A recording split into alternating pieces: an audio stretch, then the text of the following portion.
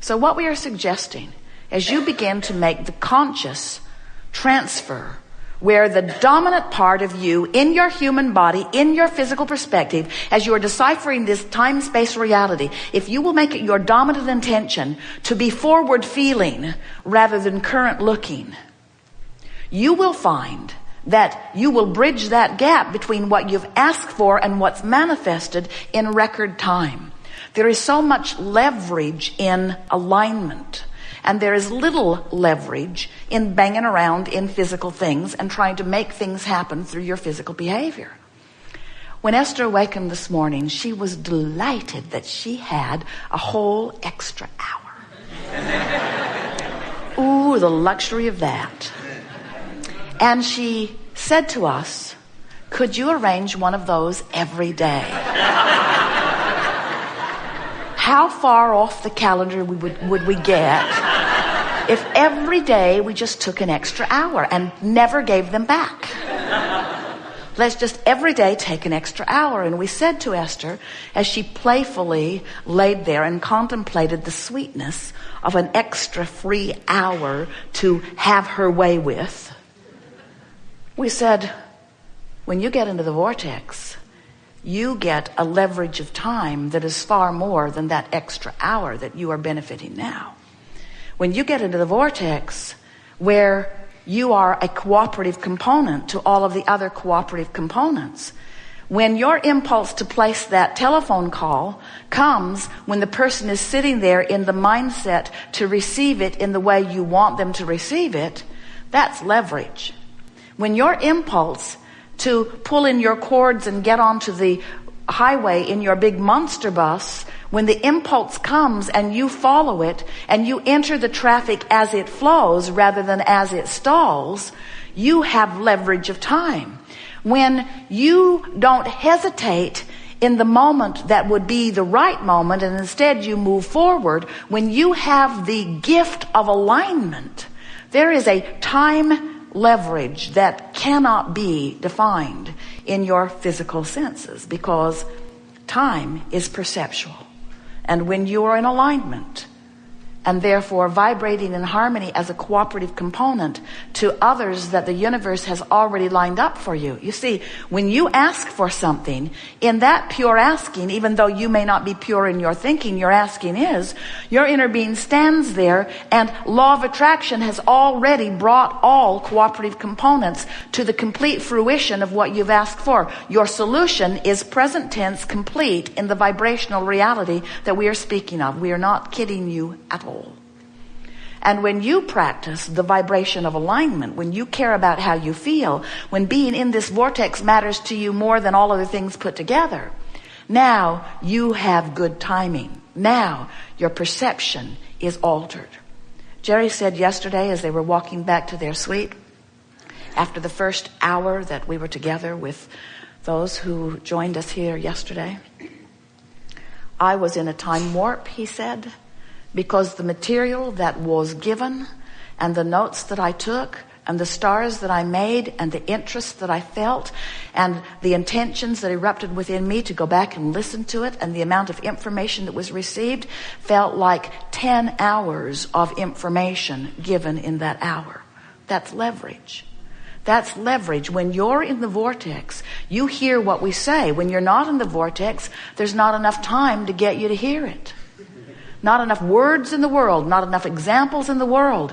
The vortex is your key to way more than an extra hour every day. So when you come to a gathering like this, we assume, we know, you come because you want to become more deliberate in your point of attraction. Because that's what creating is. Creating is attracting. Creating is adjusting your vibration for what it will attract. It's adjusting your point of attraction. It's not about getting good at identifying and going after. It's about getting good at identifying and practicing the vibration of wanted rather than not wanted. And the two work so well together, because every time your life experience shows you something that you personally consider to be a problem, in precisely the same moment, of your awareness of the problem, an equivalent solution is born. Some say, well, where is it? And we say, well, it's a vibrational solution. It's a thought. It's an energy. It's a vibration you can feel. It's something that you can know with your emotion that you may not be able to justify through your vision of how it is unfolding.